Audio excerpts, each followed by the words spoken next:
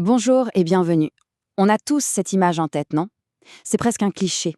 Le plongeur assis sur le bord du bateau, et hop, il bascule en arrière et disparaît dans un panache de bulles. C'est un geste qui fascine, qui pose question. Alors aujourd'hui, on va décortiquer ensemble l'art de cette fameuse bascule arrière.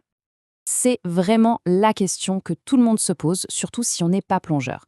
Alors c'est juste pour le style, une sorte de tradition, ou est-ce qu'il y a une raison, une raison beaucoup plus sérieuse derrière tout ça? On va voir ça ensemble. Et pour ça, on s'appuie sur une source parfaite pour le sujet, le blog Tu savais ça, qui est spécialisé dans les infos, disons inutiles, mais du coup totalement indispensables. Bon alors, il y a d'abord la blague que tout plongeur a entendue 1000 fois. C'est la réponse classique. Et c'est drôle, hein, on est d'accord.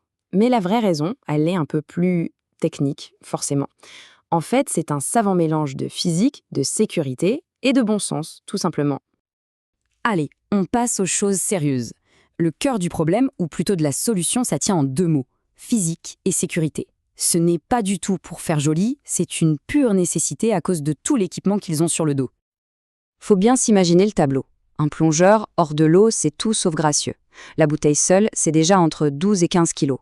Et à ça, on ajoute le gilet, les plombs, le détendeur, bref, c'est lourd, c'est encombrant, et surtout, ça déplace complètement le centre de gravité. Tout le poids est en haut et vers l'arrière. Donc, maintenant, imaginons la scène. On essaye de faire un beau plongeon en avant avec tout ce barda. C'est la catastrophe assurée. Premier risque, le masque. Avec la vitesse, il s'arrache direct. Deuxième risque, le détendeur. L'embout pour respirer, il est éjecté de la bouche. Pas idéal.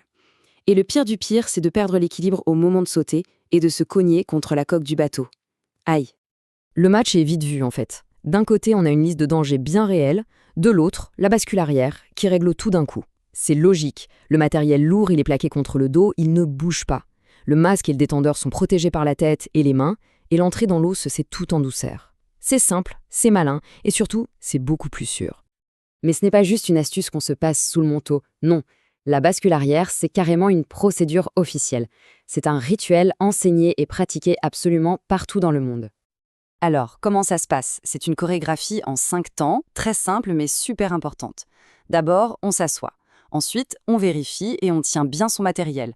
Une main plaque le masque et le détendeur, un petit signe au binôme pour dire j'y vais, et on se laisse tomber. C'est tout. Chaque geste est calculé pour être sûr et efficace. C'est l'un des premiers trucs qu'on apprend. Et attention, ce n'est pas une petite habitude locale, hein. Peu importe où on passe son brevet de plongée, que ce soit avec PADI, qui est l'énorme organisation américaine, ou la CMAS, la Confédération mondiale, eh bien la bascule arrière, c'est dans le programme de base. C'est une sorte de langage universel entre plongeurs.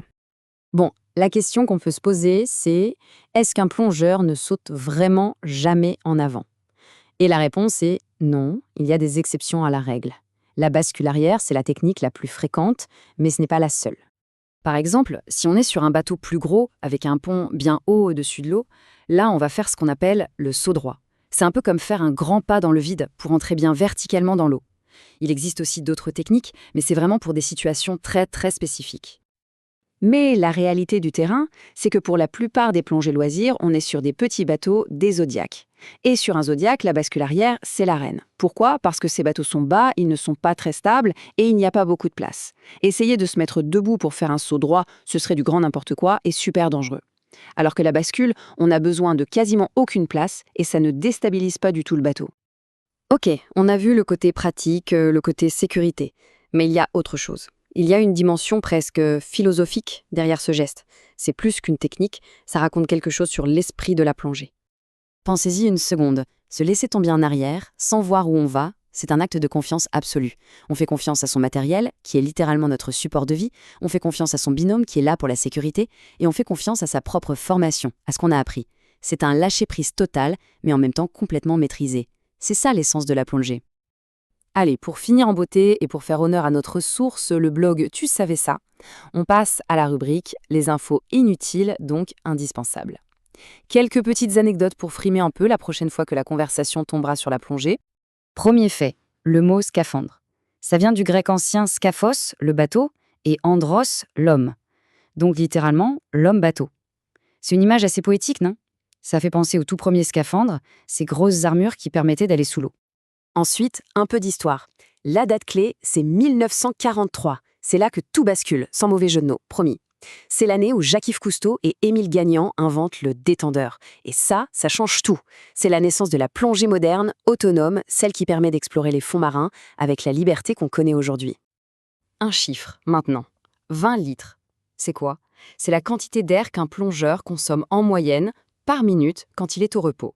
Ça permet de se rendre compte à quel point il faut gérer cette ressource précieuse sous l'eau. Chaque inspiration compte. Et voilà, on termine avec une question ouverte. La bascule arrière du plongeur, c'est un geste technique qui est né d'une contrainte, mais qui est devenu un vrai symbole de confiance.